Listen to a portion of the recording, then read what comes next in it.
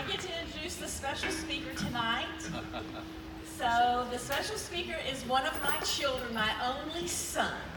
And the girls used to always say that I loved him better than them, but the truth is, he never asked me for anything. He asked me, his shoes would be falling apart, and I'd be like, son, don't you need some new shoes? I got a few more days on these, Mom. And so, anyway, he was not my favorite, but he is my favorite son.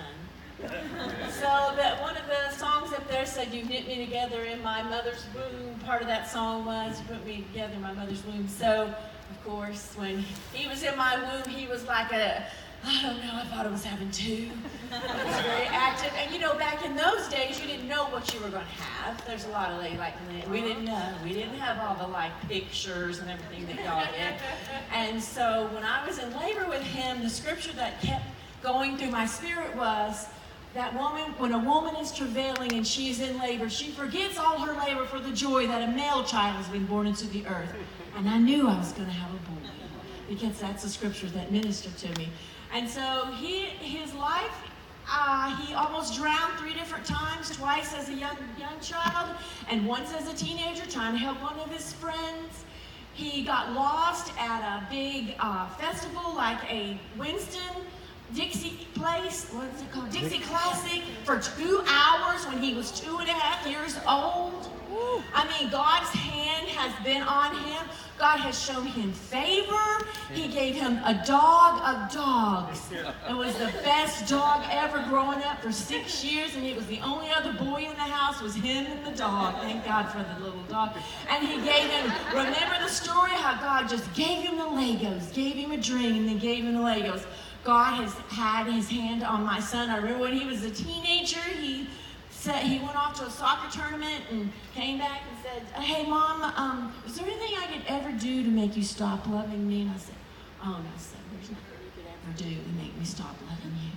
"Well, Mom, what if I told you I got a ticket on the way to Myrtle Beach?" "Oh, well, son, you need to slow down." "No, I'll never stop loving you, son." And he came over and he put his arm around me and he hugged me and he goes, "What if I told you I got 2 tickets on the way?" So he has always been a good son, and I mean, he's all grown up and he's a man and doing his own thing in his own world with Jesus and his wife, Sarah, and their children. And sometimes I'm ridiculous, but he never makes me feel ridiculous. He'll just go, "Now, Mom." And he's very gentle with me, and I appreciate that. My son, Daniel Bausum, would you come forward and share? Yeah!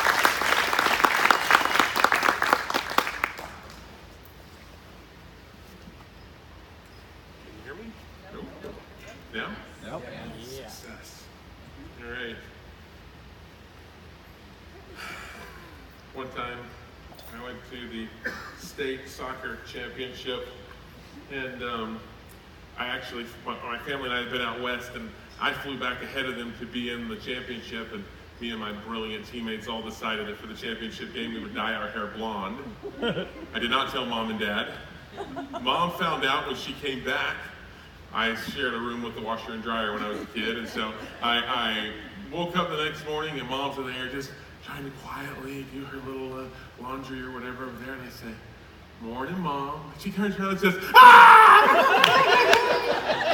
I want my old son back." So it wasn't, but Mom was fantastic. Still is fantastic. I very much appreciate her. So I appreciate getting the chance to get up and talk tonight to all of you. It's a very big honor to have y'all sit and listen to me. And I hope that we're not too bored. I don't think we will be.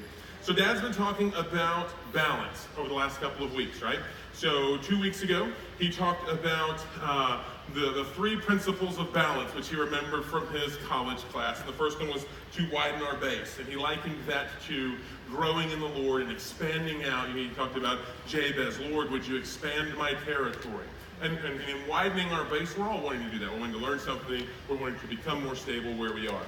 The second thing that he said is to get low, right? And Dad, in his old guy, bird-legged way, tried to show us how you break down and play basketball, which is fantastic.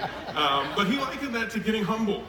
And if you ever go through a season where you feel very humble, I went through a time of getting humiliated and felt very humble on the other side of it. It is extremely refreshing and it is extremely balancing to get humble, right? And then the third thing he mentioned in the principles of balance is keep your center of gravity over your base. And he talked about remaining inside the boundaries that the Lord has set up for our lives and how that's a healthy, stable, balanced place to be. Then last week he talked about let's have balance in our lives, whether we're single, whether we are married, and whether we have kids, and different areas of our life that we need to have some balance. All right, so tonight what I'm going to talk about is kind of springboarding a little bit out of that, and I'm going to talk about when you want to reset balance in your life. Right? So we can sometimes get very unbalanced. And, Dad talked about, one of the things he talked about was that if you get your center of gravity outside your base, you will fall and make a new base, right? And many of us, I know I have, but many of us have had situations where we have fallen to a new low, stable, and we now have a new base, and we have to reset balance from there. So we're going to talk about 3 different strategies. All 3 of these I have walked through in my life, and I may share a little bit of that, but mostly we're going to go through the different strategies of how you can, and there's lots more, but this is just 3 particular ones of how we can reset balance if we've got out of balance. The first one is no more secrets. Yes. So no more secrets as in no, not any. Can we think about that for a minute? Can we let that weigh on us, the idea of not any secret? Right? So there's different kinds of secrets before we go a little bit further. I'm not talking about secrets like where the Lord shares or shows you a treasure, right? And he reveals maybe something to you about yourself. Maybe he tells you how much he loves you, and you go tell the world, God thinks I'm a man. Right? Joseph did that, didn't he? He said, Mom, Dad, bros, you're all going to bow down to me. I know it's true because I read it on Yahoo. No, because God gave it to me in a dream. And he really, truth is, that was a treasure that the Lord gave him, and maybe it wasn't most appropriate for him to go out and share. I'm not talking about those particular types of secrets. I'm talking about secrets that we protect in order to try to protect our own self, our own image, our own desire for others to think we're fantastic, right? And in Proverbs, there is some talk about secrets, and all that I could find when it talked about secrets that we're protecting ourselves, it talked about it in conjunction with wickedness. I don't know of a situation, maybe some of you are smarter than me, where it is good to keep a secret when we've screwed up. We're supposed to confess it to the Lord and get forgiveness, find a brother or sister and confess it to them and get healing. Amen. And so the first thing I want you to, before I get to that, the reality is there is no secrets with God, right? We already kind of know that. There's plenty of scriptures about that. Psalm says that God has our secret sins set before the light of his presence. So we may masquerade for a little while, but in the long term, it's coming out anyway. Luke 8:17, Jesus said, for nothing is hidden that will not be made manifest, nor is anything secret that will not be known and come to light. The first reality is, if we have a secret in our life, it is obvious. It's either going to be obvious when our sins find us out, or when, the latest, we get to heaven in the light of his presence. But even if we don't look at that, we can say a secret in our life is obvious by the lopsidedness and unbalancedness in our life that it brings. Right. The reality is, the secrets in our life are very real on balancing us today. I would invite you to be, at this point in my life, I don't have even one secret that I know that I want to keep. And that's been a process. I spent some time praying again, being like, is there anything that I've forgotten, God, that I haven't told? Because I don't even want one single secret. Amen. And the freedom of not one single secret is fantastic. And there may be other areas of my life that I can work on for balance and all. But I want to challenge you, and I don't say that to toot my own horn. I say that to say, join me. Amen. Right? It is super freeing. And I used to have a lot of secrets. I used to be addicted to lying to my wife about secrets. I mean, that was like a full-blown whole thing of its own, just to keep the lies up, to keep the secrets. I don't have those anymore. And it's really refreshing. You know, if Bruce or my wife walks into the room with that furrowed brow, I don't be like, oh, I'm busted. Like, I know we gotta work on something, but we haven't found anything. There's nothing there that hadn't already been talked about. It's Amen. fantastic. All right? So I want you to think about, Dad gave the analogy, and it's a great analogy, of the ceiling fan getting out of balance. I want you to imagine you take a nice big, you go down to the creek, and you get in the good mud. You know, the kind that you kind of got to work your fingers in. It's nice and squishy, and you pull it up, and you can kind of do like this. You don't intend to peg your sister with it. You're just making it for the fun of it. No, she says one more thing. But I want you to imagine taking one of those mud balls and going into the bedroom where you got the little ceiling fan. And this is very easy for me and not as easy for my dad. But you reach up and put it on top of the ceiling fan blade. And you take out a little duct tape and you... All right. And you turn the fan on. The best you're going to get is the same thing our lives get when we tote around a secret. That's right. And you won't ever get that fan to balance so long as you hang on to that mud. That's right. All right? I'm going to paraphrase someone who's super smarter than I am. His name is Rick Warren. Y'all have probably heard of him. He said something the other day, and I caught the gist of it, and then I Dan Bausum'd it through Daniel, and it says, if you want healing for your feeling, the answer is revealing. Okay? And so that's what I mean. If you want healing for your feeling, the answer is revealing. And we know that from James, right? Confess your sins one to another, pray for one another, that you might be healed. Right? So if you want healing for your feeling, the answer is revealing. Here's what I'm not saying tonight. This would not be probably very appropriate to walk out of here, get in the car, slam the two doors, and look over at your girl and say, you go first. What secrets do you need to tell me? Right? That's not necessarily appropriate. Or to ask him to do the same. I'm not telling you to run out and and be foolish about what you do and don't talk about. But I am saying, if there's a secret, if you close your eyes right now and you go, ooh, right? Then you need to be starting right now a plan on who's trustable that you're going to get with, and you're going to let that person help you lay it down. Amen. Right? There are some fantastic ladies in this room. I know lots of y'all. And I know that they have helped many ladies lay down secrets and find freedom from them. That's right. Okay?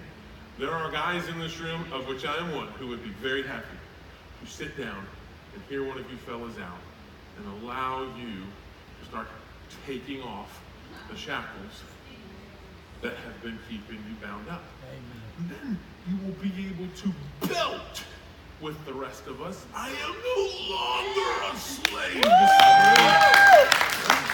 I'm a child of God. And when I sing that song sitting back there, I almost go hoarse singing it.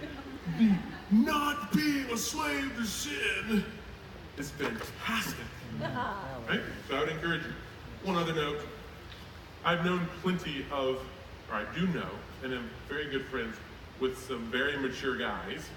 And at this point, I don't know of a story, and it certainly never happened with me, where someone in humility has confessed a secret, and the mature person who's heard it hasn't grown in respect for that person. That's for right. their courage. That's right. Yes, that's right. Amen.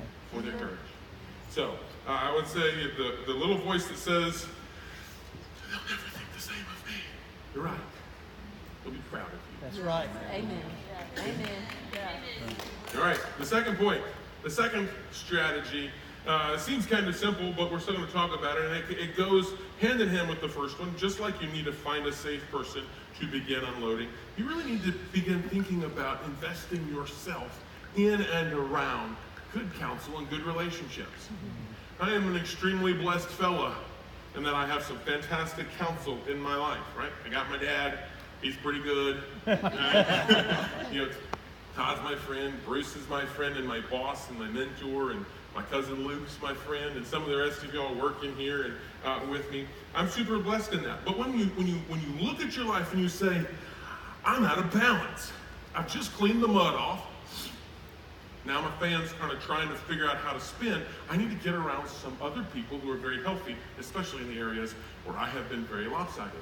So that can be in the form of a mentor, that can be in the form of, it can be in the form of a professional counselor, which I have done before.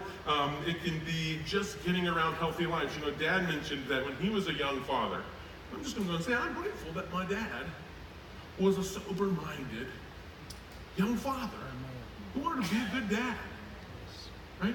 The truth is, if my kids grow up and like and respect me as much as I like and respect my mom and dad, Sarah and I will have done a fantastic job. Amen. Right? But he was saying, get around other healthy relationships. You know, I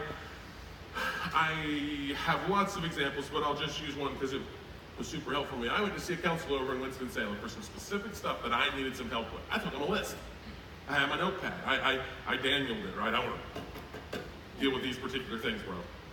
And so when we were there, and he's still over there, he's a great guy. If anyone wants to go see him, I'll get you set up with his phone number. Some of you all in this room have. But when we were talking through the different parts of my life, we didn't just talk through the specific questions that I was there for, namely how to not derail my life in the future. We talked about all kinds of other things. And coming out of that, he prescribed me an exercise routine that I'm still on almost 2 years later. I got my butt out of park into the gym. I hadn't lost much weight, but I feel better. We called it the Make Dan a Stud Again project. It hadn't quite got there yet. But he got me out. He also helped me deal with a bunch of anxiety that I had. I had some pretty significant anxiety, especially about the future. I was worried because I had at some point in our life, and a lot of y'all have heard my story, it's a little more detailed than what we'll get to go into here, but at some point in my life I completely derailed our home. And I had a ton of anxiety, and I might do that again. In fact, he said, Daniel, he gave me an assessment. He said, Daniel, you have the highest score I've ever seen on desire to not relapse. I was like, that's true, I have that. And he said, and you also have one of the highest scores I've ever seen on anxiety about fear of that same relapse. And he took me down understanding the reality is anxiety is not your friend. Anxiety wears down your adrenal system. Anxiety puts you in a compromised place. And when you're in a compromised place, we know you've made bad decisions in the past. And so he started talking to me about how to fix that. Another time he says to me, Daniel, you're trying to be too in control. In fact, he said it a little more like this. He said, Daniel, you're trying to be a God. Said, yeah, you think you're a God. I do. Yeah, you try to control everything, and you try to make sure that people do what you want them to do, and everything turns out how you like it. You know, and you think you're a God. He said, and let me just tell you. Let me just help you. Let me help you. You won't be very good at being a God. He's like, and the truth is, we don't need you. We already got a God. So you gotta stop with this God stuff. You gotta stop trying to control the future. I mean, it's gonna be what it's gonna be, and you gotta do your best out there. But quit trying to control everything. You won't be any good at being God anyway. And you know, he's exactly right. And Sarah would attest to this. You know, we'd be talking on the couch, and I'd just say, I gotta quit being a God. Because I'm thinking about something in the future. But the reality was, he was very healthy counsel for me. He walked through my life with me. We dealt with specific topics, and I came away a much more stable man. All right, so that's the second one. The third strategy that we'll talk through, and then we'll finish up, is reducing distractions. And so distractions are something that we don't often notice. We have lots of them, though. At my house, we have 9 of them. One's my wife, and 8 of them are little kids. And actually, there's another one in the oven, and that one's distracting, too. But some distractions you can't get rid of, right? The reality is, no matter how distracting they are, those kids are staying. That's right. Yes. But some distractions can be set aside. And there was a time in our life, in our fantastic life, when I had gotten us very out of balance, and we were on the repair.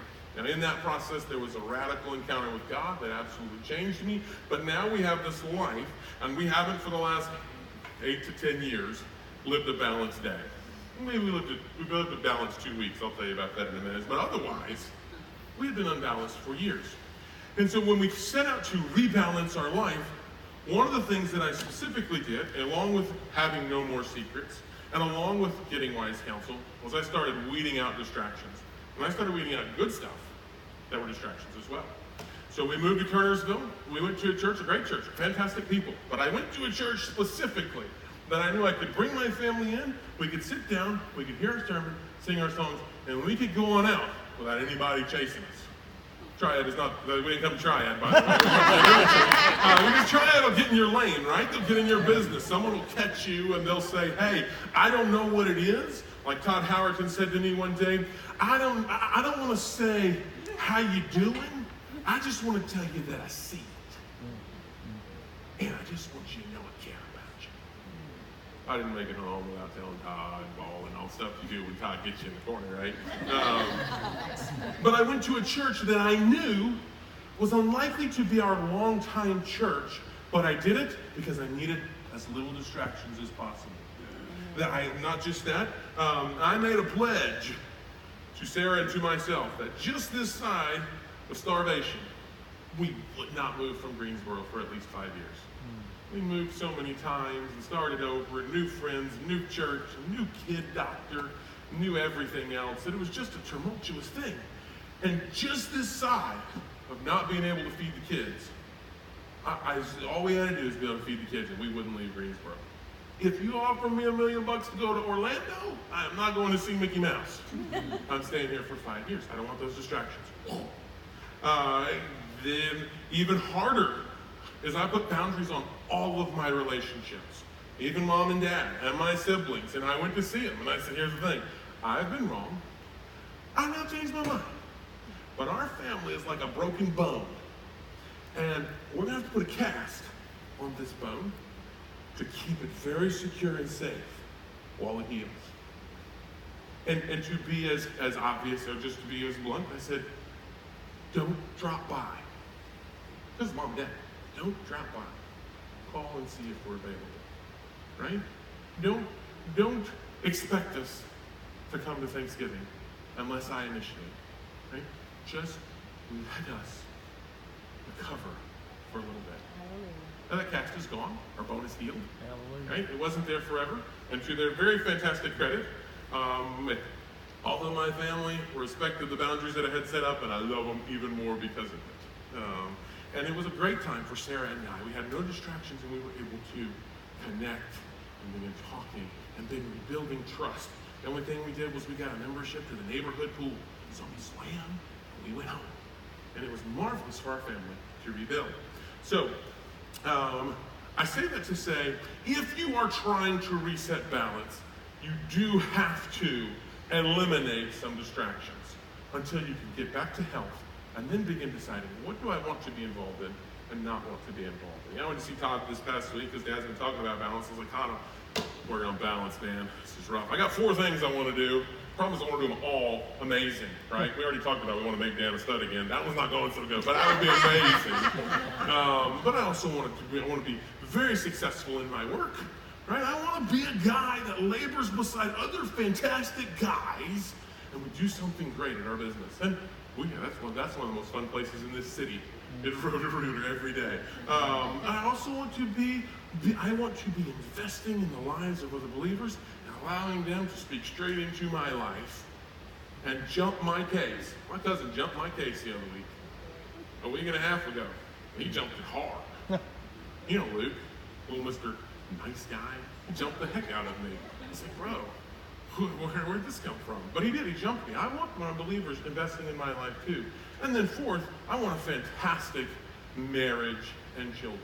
I want those big time. And so I'm trying to figure out, how do I make all 4 of those run like thoroughbreds and not get tired, okay? And so, but anyway, so we're working on balance in that way in our home. But let's talk for just a minute about maybe a challenge for us as we look at the few weeks ahead in reducing distractions. First of all, maybe for a season, I was reading about different things that distract us. Some of these won't surprise you, but did you know that the average American spends 3 out of the 12 months of a year watching television? What was like, what? We watch some television. There was a long time when we didn't have a television in our house. Interestingly, a quick story on reducing distractions. My fantastic Sarah one day comes to me. We live down in Bisco, and she says, I want to do a project. Well, that's not surprising. What do you want to do a project on? She says, I want to see what it's like to live without electricity. I said, well, okay, what do you think? I think we'll just turn the big breaker off to the house and we'll just have no electricity. Oh, well, that's fine. How long do I do it? I want to do it for 2 weeks. I said, well, okay, I need 2 concessions. One, we don't have a root cellar or anything to keep our food cold, so we gotta leave the refrigerator on. And 2, I get up early and take a shower. And I do not want to take a cold shower. So if we can leave the water heater on, I can have hot water, and the refrigerator on so we can have cold food, let's do it. Am I wild, Sarah? And the kids washed clothes in a bucket out in the yard. We cooked on the fire, and when it rained, we ate something cold. We didn't flick a switch on for 2 weeks in our house. You don't save very much money when you do that, by the way. But what we enjoy, this might surprise you, but that is 2 of the most treasured weeks of my adult life. We sat with a candle.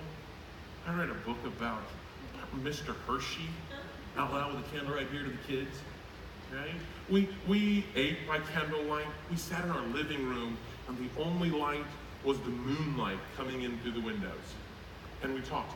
And as the day begins to go down, your body begins to slow down. Your emotions start to rest as the sun goes down. And then by the time it's completely dark, and you put the kids to bed, like 5 minutes after dark because you can't see anything. You know why old houses don't have closets? Because you can't see anything in the closet if there's no light on. What am I going to do, catch my shirt on fire? Where's my clothes? But we sat and we were close together. Our emotions would come down as the light would go down. Now we do it like this. Bright, bright, bright, bright. Flick it off and try to go to sleep. And we roll and we flop. Why? Because we haven't necessarily had that time to decompress like the sunlight, or like the sun going down did it for us. And it was amazing. There was no distractions. And it was just a wonderful, peaceful time. Now, not everybody's going to do that, and that's okay. You don't have to do that. But media, people watch TV 3 months out of 12 months of their year. You know, we've got Facebook. We could step away from Facebook. There's a thing called Facebook depression.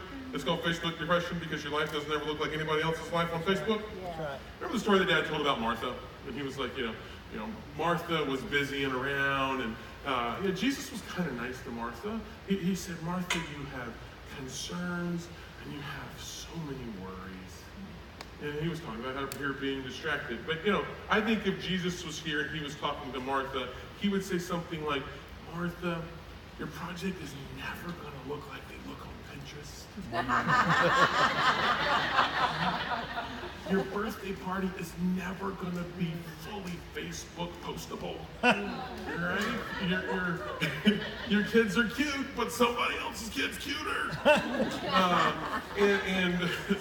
And he was, you're trying to cook a gourmet meal and compete with a wax sculpture that someone took a picture of. That's not even a real tomato. You just need to relax on those things, Martha. And let's grow. Let's build your heart. Come worship. Come become the person that you want to be and that I want you to be. You can take a staycation and stay home. We've talked about doing that. We never seem to get around to it. I don't. Sarah teases me. I don't take enough vacation, apparently. In fact, specifically, I would extend a challenge to any parents that are going to take the parenting class with mom and dad. 8 weeks. 8 weeks seems like a long time, but 8 weeks is not very long. And if you're planning to be in there to learn about how to be a good parent, right? First of all, the future is begging you, if you're a parent, to come to the parenting class. It is begging you to raise your kid up and send them out into the world healthy and ready to be impactful in the world that's out there waiting on them. I'm waiting on your kid to grow up and come to work for me. Right? So Bruce is waiting on me to grow up and go to work for him. But over that 8-week period, I would challenge you. Pick something in your life that currently is a distraction, chop it out, weed it over here. The term decision part means cutting off. When you make a decision, you're picking something, but you're also no longer picking that.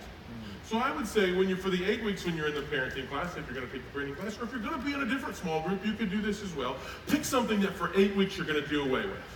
Now I'm going to watch Netflix. Okay? And during that 8-week time, instead of watching Netflix, We're going to read a book together as a family. We're going to play Quirkle or some other great game. We're going to go for a walk at the park, or we're going to read by candlelight because it seems like it would be very romantic, or whatever. All right? But I could challenge you and I dare you, weed something out, go for 8 weeks, and in the time that you would have done that distraction, put that time on your family, or put that time on whatever the particular topic is that your small group is studying. When we are trying to eliminate distractions, it's more important to decide what we're not going to do than to decide what we're going to do. I read something, it's been a while back now, and I forget the book. And I'm going to butcher up the project, but I'm going to tell it to you anyway. Basically, this guy was helping someone who was very inefficient. He had so many things going on, he couldn't get them all done. He said, this is what you need to do, and this is what you need to do. Write down on your piece of paper the 20 most important projects you need to get done this week, he says. Oh boy. And if we were doing that at my desk is piled, and then I would, okay, I need to do this, call that bad customer, this, whatever. And I go through the 20 most important things. Then he said, now weed it down to 5. Pick out the 5. Now, the truth is that's going to be difficult. If you go home and you pick out the 20 important things you need to do this week, I need to have a conversation with my husband about this. I need to talk to my kids about that. I need to put these group of bills on automatic draft, so I'll quit forgetting them. I need to go through the 20 things that you need to. Pick your 5 out of it. Then pick the 2 out of 5 that are the most important. And decide which one of those 2 you want to do. And then spend all of your energy for the next week not doing the first 19. Because the reality is, the very most important thing you probably need to get done is not getting done, because the 19 is going, we need to get done too! And so if you can set those 19 aside and fight them off, you'll be able to maybe get the 1 done. You might get it done by Monday. I can probably do all of my bills on automatic draft in like a half hour, and then I feel really relaxed about bill pays, instead of, I forgot the trash again and it's piled up in the yard. Whatever it is. Hey, Sarah's just chuckling. But my point there is, once you decide, I'm going to peel this something out of my life, work hard for the period of time that you've set to not let it come back in. Right? I heard a quote one time that said, boredom is the pool from which creativity springs. You might get yourself bored by chopping out some of your distractions, and you might have creativity spring out of that. Or you might have some very treasured relationships. We don't have a lot of TV at our house. When we had a lot of TV at our house, our kids watch it. When we don't have a lot of TV, they hang a rope swing, except they use the cord from the vacuum cleaner, because they couldn't find a rope, and they swing out and it breaks, and they come in the house all spin down the side. But they find something extremely creative to do. We've got a creek. A tree's fallen over, they've tunneled like some beavers up underneath the roots, and we've got a lid on there, and it's this whole cave. They would not be doing that if they were sitting in the house watching SpongeBob. Okay? So, as an adult, there might be some creativity, might be that book you've wanted to read, there might be that time to pray that you've wanted to pray. There might be that person you've really hoped to connect with that you just don't seem to find the time to connect with. You may find that springing out of a pool of boredom comes a super great treasure for your life. Amen. And perhaps some balance in the process. Lastly, in summary, to reset our balance in our life, number 1, if you have the guts to, determine to work from here to a secret-free life. No more secrets. Not even one single secret. Right? In that process, establish a trusting relationship, and then go and see that person. Your brain is going to sabotage you in this. Our brains are designed to help us be comfortable and safe. If it's dangerous and scary, your brain will start giving you reasons to not do it. Right? You're going to have to just, 5, 4, 3, 2, 1, call Pastor Dan. Right? I don't know. You're going to have to fight through that and know, I don't want to make this decision. I don't want to feel this uncomfortableness. But I want to go from here to a secret-free life. Right? Point number 2, Get around great counsel, get around fantastic people. You may have to be creative with it. I didn't ask Mom, but if you were a lady and you wanted to be near Mom, come help her clean the church. You might get her done an hour early. And you might get an hour with a fantastic lady. Right? You might have to get creative about it. That's fine. I bet you can buy my dad a breakfast biscuit. I mean, I'm being a little bit funny there, but I'm also not being a little bit funny there. Right? I'll go to Mom and Dad's house and work on something for Mom and then hang out.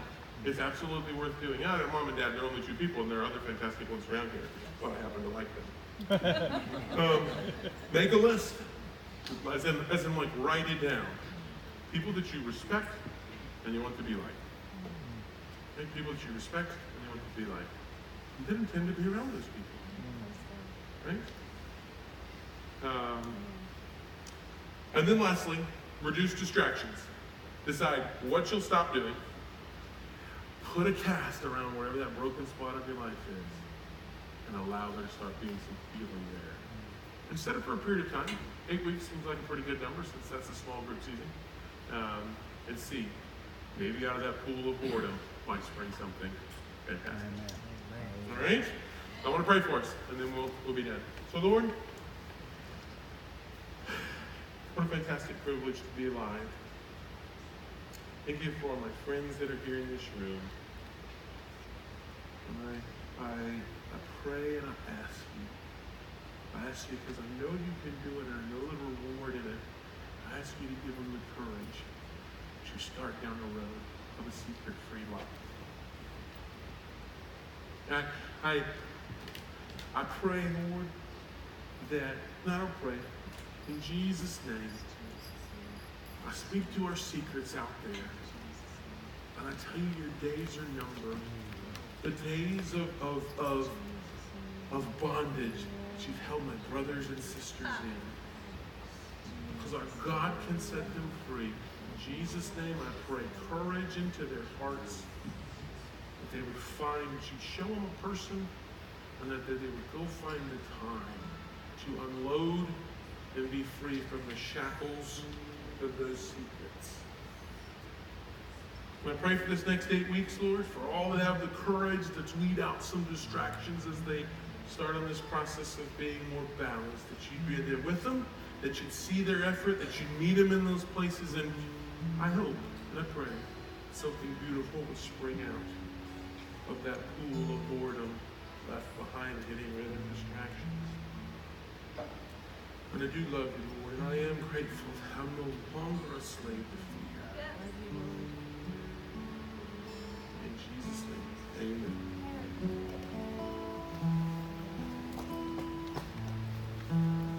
Amen. Thank you, Daniel. You did a little better than the last time I asked you to speak in church.